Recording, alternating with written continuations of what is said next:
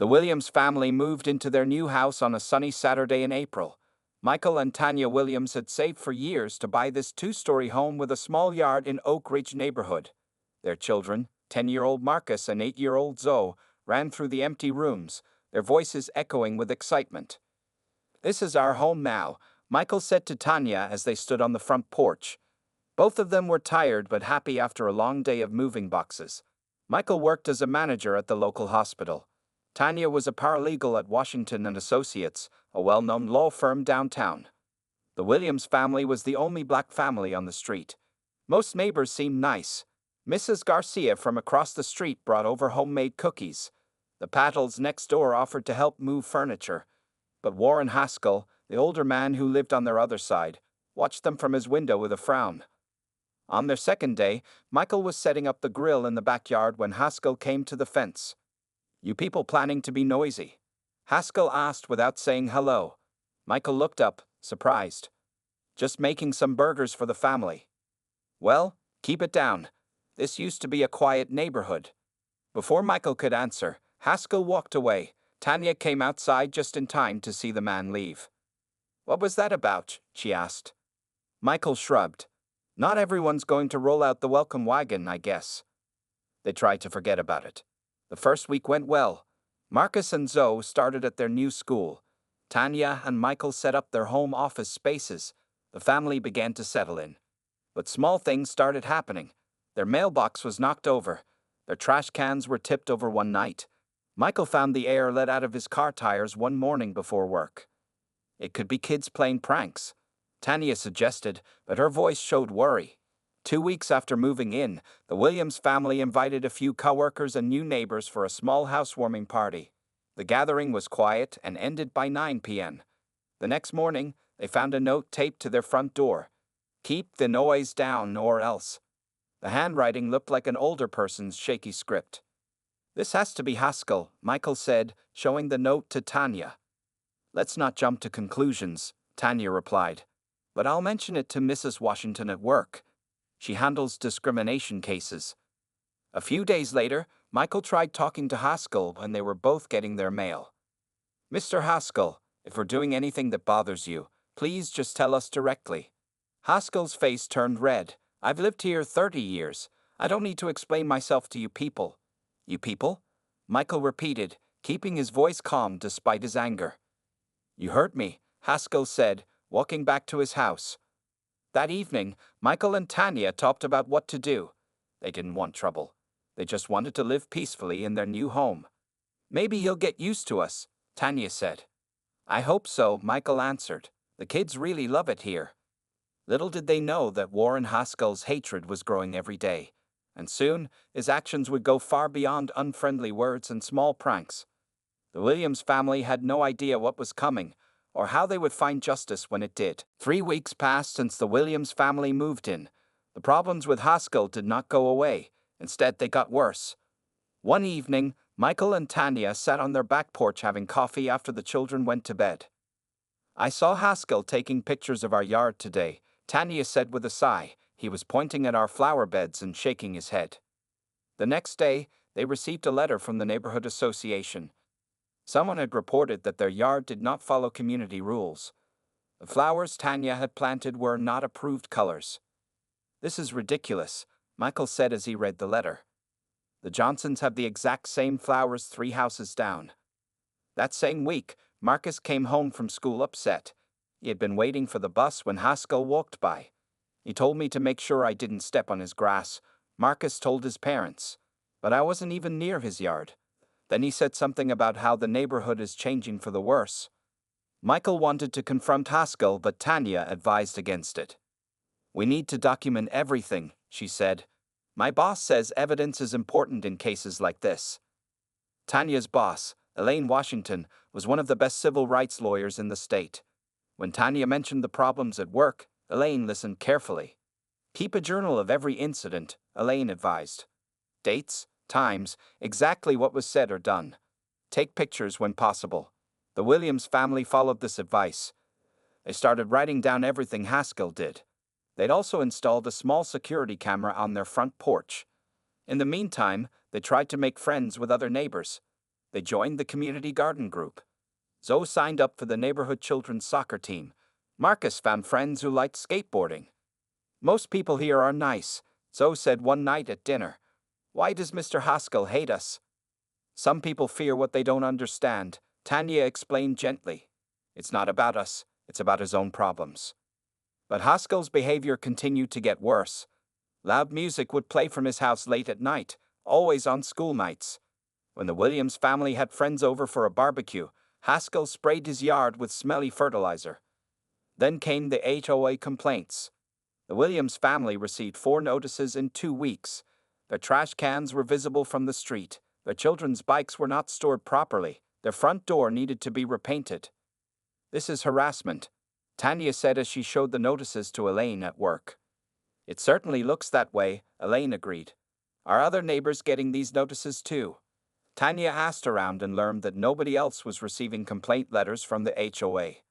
One Friday night, Michael was up late watching TV when he saw Haskell's shadow moving across their front yard. He watched through the window as Haskell put something in their mailbox. In the morning, Michael found flyers in their mailbox for houses for sale in other neighborhoods. Maybe you'd be more comfortable somewhere else, Haskell said when Michael confronted him later that day. This neighborhood has certain standards. We have every right to be here, Michael said firmly. We'll see about that, Haskell replied with a cold smile. That night, Michael and Tanya talked in low voices after the children were asleep. I'm worried about what he might do next, Tanya said. Me too, Michael admitted. But we won't let him drive us away. This is our home now. Neither of them realized how far Haskell would go to make them leave, or how his actions would soon backfire in ways he never expected. Monday started like any other school day. Tanya woke up first at 6:15 a.m. She showered quickly and got dressed for work in her navy blue suit. Then she woke up the children. Marcus, so, time to get up for school, she called down the hallway. Michael was already in the kitchen making breakfast. The smell of pancakes filled the house. Do you have that big meeting today? Michael asked as Tanya came downstairs.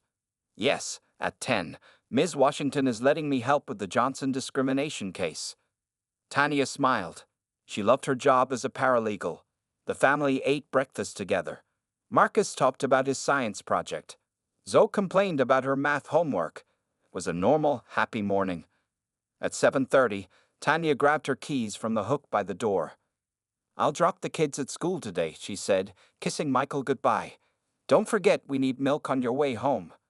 Tanya opened the front door. The children followed her, carrying their backpacks. They walked toward the driveway where their blue SUV was parked. Tanya stopped suddenly.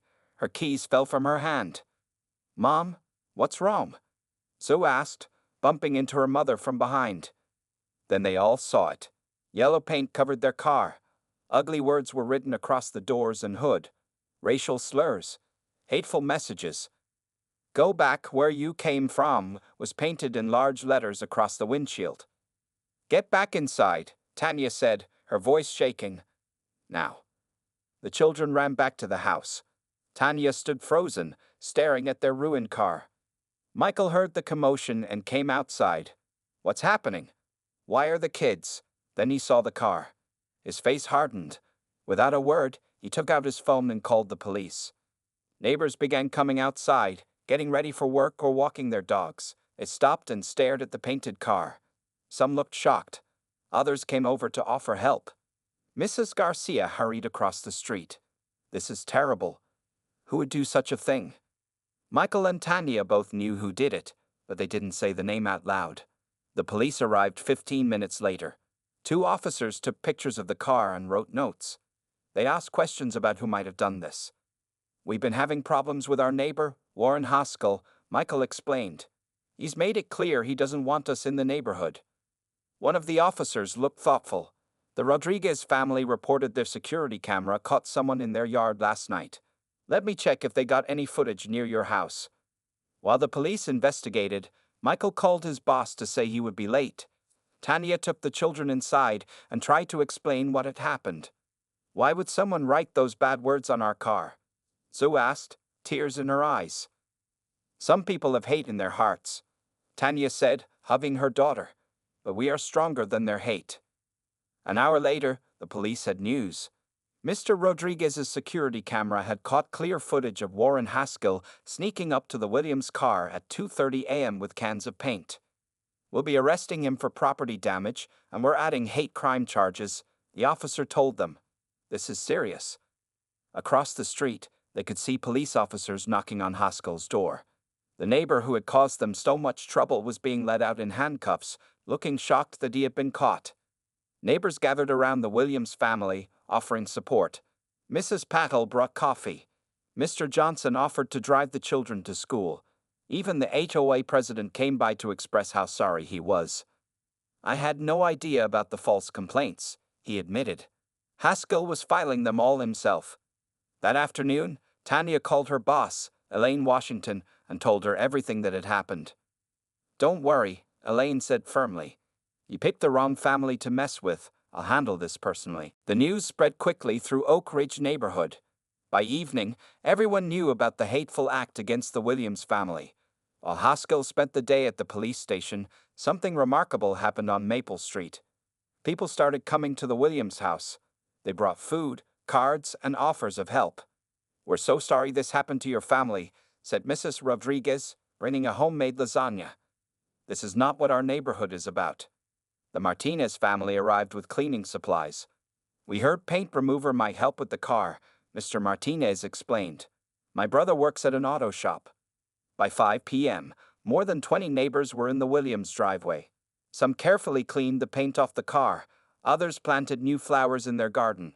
A few neighbors talked with the police, sharing information about other problems Haskell had caused in the past. He's been a nightmare for years, admitted Mr. Thompson, who lived 3 houses down. But none of us had the courage to stand up to him. I'm ashamed we let it go this far. Michael was touched by the support. Thank you all for helping. It means more than you know. Inside the house, Tanya sat with her children at the kitchen table. She tried to answer their questions honestly but gently. Will Mr. Haskell go to jail? Marcus asked. The police are handling it, Tanya explained. What he did was against the law. Will we have to move again? Zoe's voice was small and worried. No, sweetheart. This is our home, Tanya assured her. Look outside at all the neighbors helping us. These are good people. The children watched through the window as their neighbors worked together to erase Haskell's hateful message. That evening, Elaine Washington came to their house. The tall, confident attorney had won many important civil rights cases. She was not just Tanya's boss, but also a respected community leader. I've reviewed the police report and seen the security footage, Elaine told Michael and Tanya as they sat in the living room. This is clear-cut harassment and a hate crime. The police said they're charging him, Michael noted. Yes, there will be criminal charges, Elaine agreed. But we should also file a civil lawsuit. What he did violated your civil rights and caused emotional damage to your family, especially your children. Tanya looked concerned. Will that mean a long court battle? The kids have already been through so much. It might not go to court at all, Elaine explained. Once Haskell learns who's representing you, they'll probably want to settle quickly. The next morning, the local news ran a story about the incident. The reporter interviewed several neighbors who spoke out strongly against Haskell's actions. The story showed footage of the community coming together to help the Williams family. At school, teachers spoke with Marcus and Zoe's classmates about respect and standing up against hate. Other parents called Tanya and Michael to offer support and playdates for their children. The HOA called an emergency meeting that evening. Almost every family in the neighborhood attended. What happened to the Williams family is unacceptable, the HOA president stated firmly. We are changing our procedures to prevent false complaints, and we're starting a neighborhood watch program. The meeting ended with a unanimous vote to create a diversity and inclusion committee for the neighborhood. Tanya was asked to lead it. Walking home from the meeting, Michael and Tanya felt a mix of emotions. They were still hurt by what had happened, but also hopeful about the community's response. Something good might come from this after all, Michael said, holding Tanya's hand. Yes, she agreed. But we still need to make sure Haskell is held accountable, and that's where Elaine comes in. Neither of them could have predicted just how effective Elaine Washington would be in bringing Warren Haskell to justice. 2 days after the incident, Warren Haskell was released on bail. He returned to his house looking angry and defensive. He avoided looking at the Williams home and hurried inside with his head down. That same afternoon, Tanya met with Elaine Washington in her downtown office. The law firm of Washington and Associates occupied the top floor of a tall glass building. Elaine's corner office had large windows and walls lined with low books and framed diplomas. "I've been reviewing everything you've documented," Elaine said, flipping through the journal where Tanya had recorded all of Haskell's actions. "This pattern of harassment is exactly what we need to build a strong case."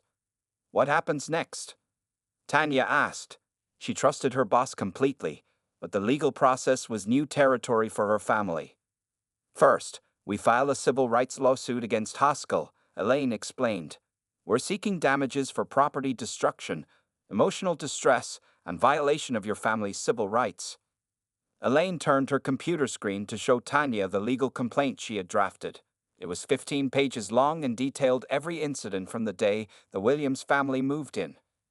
"This is very thorough," Tanya said, impressed by how Elaine had organized all the evidence. "I've won 17 similar cases in the past 5 years," Elaine said with quiet confidence. "But this one is personal.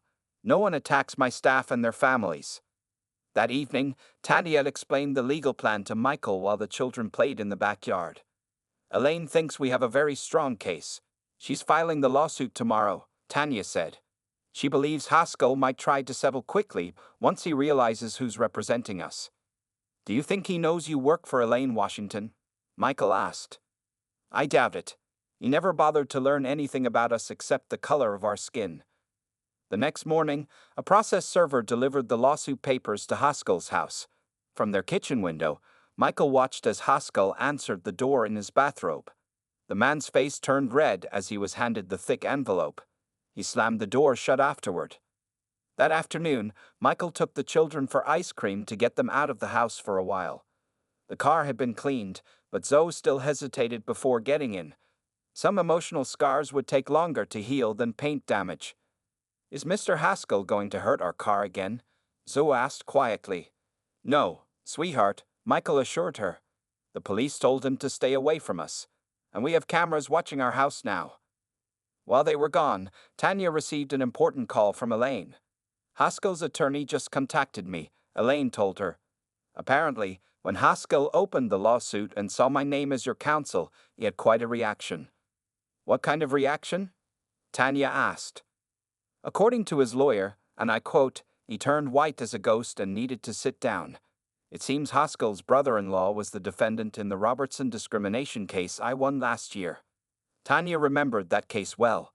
Elaine had secured a settlement of $750,000 for a family discriminated against by a real estate company. "So he knows exactly who you are," Tanya said. "Yes, and he's scared. His lawyer is already talking about settlement options," Elaine replied with satisfaction in her voice. "But I made it clear we won't accept a quick, easy settlement. What happened to your family deserves serious consequences." When Michael returned with the children, Tanya shared the update. For the first time since the incident, they both felt genuine hope that justice would be served. "What exactly is Elaine planning?" Michael asked. "She says we need to take Haskell's deposition first," Tanya explained. "She wants him to explain his actions under oath, with cameras recording everything. And then, Tanya said with a small smile, Elaine Washington will show him exactly why she's the most feared civil rights attorney in the state." The day of Warren Haskell's deposition arrived 3 weeks later.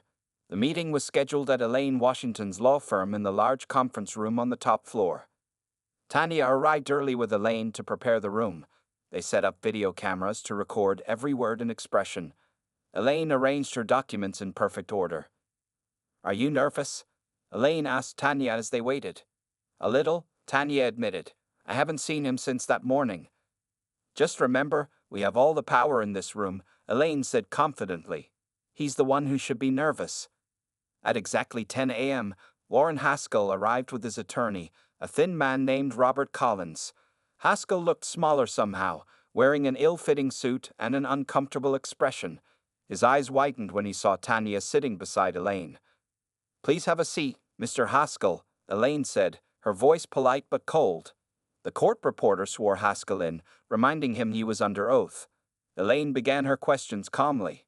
"Mr. Haskell, How long have you lived in Oak Ridge neighborhood?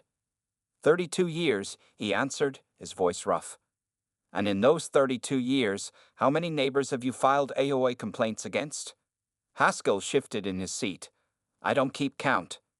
Fortunately, the AOA does, Elaine said, sliding a document across the table. 27 complaints in 3 weeks against the Williams family. Only 3 complaints against any other neighbor in the past 5 years. Can you explain this difference? Haskell's lawyer leaned over to whisper something, but Haskell waved him away. The Williams weren't following the rules. Which rules specifically? Elaine asked. Their yard wasn't maintained properly. Elaine placed photographs on the table. These were taken the day after each complaint. The Williams yard compared to other houses on the street. Can you point out the violations? Haskell stared at the photos showing the Williams' perfectly maintained yard. Let's move on, Elaine continued. Do you recognize this? She played the security video showing Haskell painting racial slurs on the Williams car. Haskell's face turned red. My lawyer advised me not to answer questions about that night. That's fine. Let's talk about this instead. Elaine placed a printed text message in front of him. This is a message you sent to your brother-in-law the day the Williams moved in. Would you read it aloud? Haskell's lawyer tried to object, but Elaine reminded him this was not a courtroom. Haskell read in a shaky voice. Guess who moved in next door? A black family. Don't worry, I'll make sure they don't stay long. For the next 2 hours, Elaine methodically presented evidence of Haskell's harassment. Text messages, witness statements from neighbors, the journal Tanya had kept, the security footage. Mr. Haskell, Elaine said finally, are you aware that your actions violated federal civil rights laws, and that the damages in such cases can be substantial? Haskell looked at his lawyer desperately. We should take a break, Collins suggested. Of course, Elaine agreed. Take all the time you need. When they left the room, Tanya finally breathed normally again. That was amazing, she told Elaine. He couldn't deny anything. This is why documentation is so important, Elaine explained. Facts are powerful. 20 minutes later, Collins returned alone. Mr. Haskell is not feeling well, he explained, but he has authorized me to discuss settlement options. Elaine's expression remained neutral. We're willing to listen, but I should warn you, this case involves documented hate crimes against a family with young children. The emotional damage alone would justify substantial compensation, and if we go to trial, the publicity would be significant. Collins nodded grimly. What would it take to resolve this matter? Elaine slid a document across the table. These are our terms. When Collins saw the number, his eyes widened. This is extremely high. Actually, Elaine said firmly, considering the circumstances, it's quite reasonable. Your client has 2 days to decide. As Collins left with the settlement offer, Tanya realized this nightmare might finally be ending. The Williams family tried to return to normal life while waiting for Haskell's response to the settlement offer. Michael went back to work at the hospital. The children returned to school. Tanya continued helping Elaine with other cases at the law firm. But the stress of the situation still affected them. Zoe had nightmares. Marcus became quiet and watchful. Tanya checked the security cameras several times each day. Michael installed extra locks on all the doors. 2 days after the deposition, Robert Collins called Elaine's office requesting a meeting. He wants to negotiate, Elaine told Tanya. That's a good sign. That afternoon, Collins arrived at Washington and Associates without Haskell. He carried a thick folder and looked tired. My client has authorized me to make a counteroffer, Collins began once they were seated in the conference room. Elaine listened calmly as Collins suggested a much lower settlement amount. That's not acceptable, Elaine said firmly when he finished. The harm done to this family cannot be minimized. Mr. Haskell has limited resources, Collins argued. The amount you're asking would bankrupt him. Perhaps he should have considered that before vandalizing a car with racist slurs, Elaine replied. But I understand your position. Let me be clear about ours. Elaine opened her laptop and turned it around to show Collins a presentation. This is a detailed calculation of damages. Property damage to the vehicle. Emotional distress for 4 family members, including 2 children. Civil rights violations. Punitive damages. and our estimated jury award based on similar cases in this state. Collins studied the numbers with growing concern. We both know a jury would be highly sympathetic to the Williams family, Elaine continued. A family who simply wanted to live peacefully in their new home. A family whose children now fear going outside. Do you really want to take that risk? Collins closed his folder slowly. What's your bottom line? Our settlement offer stands as written, Elaine said, but we're willing to discuss payment terms. After another hour of discussion, they reached an agreement. Haskell would pay the full settlement amount. The payment would be structured over time, secured by his house and retirement accounts. Additionally, he would have to 1. Sell his house and move out of Oak Ridge neighborhood within 60 days. 2. Complete 200 hours of community service at a cultural diversity center. 3. Attend mandatory anti-racism education classes. 4. Write a formal apology to the Williams family. 5. Stay at least 500 feet away from any member of the Williams family for life. My client won't be happy about selling his house, Collins admitted. Your client painted hate speech on a car in front of children, Elaine reminded him. He's fortunate we're not pursuing maximum criminal penalties as well. Collins nodded grimly. I'll have him sign the agreement tomorrow. That evening, Elaine invited the Williams family to her office to share the news. Michael and Tanya brought the children, who were curious about the fancy law firm where their mother worked. Is it over? Michael asked when Elaine explained the settlement. Almost, Elaine confirmed. Once Haskell signs tomorrow, it will be legally binding. He's really moving away? Tanya could hardly believe it. Yes, the settlement requires him to sell his house and leave the neighborhood. Zoe, who had been quietly exploring Elaine's office, looked up. Does that mean we don't have to be scared anymore? Elaine knelt down to the little girl's level. That's exactly what it means, Zoe. You can't bother your family ever again. For the first time in weeks, the Williams family drove home feeling truly safe. They didn't need to look over their shoulders or worry about what new harassment might come next. What should we do with the settlement money? Michael asked Tanya that night. Tanya thought for a moment. I have an idea that might help our whole neighborhood heal. 6 months passed since Warren Haskell signed the settlement agreement. Much had changed in Oak Ridge neighborhood during that time. On a bright Saturday morning, the Williams family stood in the community park. Around them, neighbors gathered for the grand opening of the Oak Ridge Unity Garden. Colorful flowers bloomed in carefully arranged beds. A small playground stood nearby where children of different backgrounds played together. I can't believe we did all this in just a few months, Tanya said, looking around with pride. After receiving the settlement money, the Williams family had made an important decision. Instead of keeping it all, they donated a portion to create something special for the community. We wanted something good to come from something bad, Michael explained to a reporter from the local newspaper who was covering the event. The Unity Garden had been Tanya's idea. The neighborhood had donated the land, and the settlement money paid for the playground equipment, benches, and plants. Everyone in Oak Ridge had helped build it over the past few months. Elaine Washington stood nearby, smiling as she watched children running through the garden paths. This is why I became a lawyer, she told Michael. Not just to punish wrongdoing, but to create positive change. Haskell's house had been sold to a young interracial couple who quickly became friends with the Williams family. Haskell himself had moved to another city. The last they heard, he was completing his community service hours and education classes as required by the settlement. Mom, can I go play on the swings? Zoe asked, tugging at Tanya's hand. Of course, sweetie, Tanya smiled. The change in her daughter was remarkable. The nightmares had stopped. The fear was gone from her eyes. Marcus was already helping younger children plant seeds in the children's section of the garden. He had become a leader among the neighborhood kids. The AVOI president stepped onto a small platform to make a speech. Today we celebrate more than just a new garden, he began. We celebrate the strength of a family who faced hatred with dignity. We celebrate a community that finally stood up against intolerance, and we celebrate a new beginning for Oak Ridge. He introduced Tanya as the chairperson of the new Neighborhood Diversity Committee. The crowd applauded as she stepped forward. When we moved here, we just wanted a nice place to raise our children, Tanya said.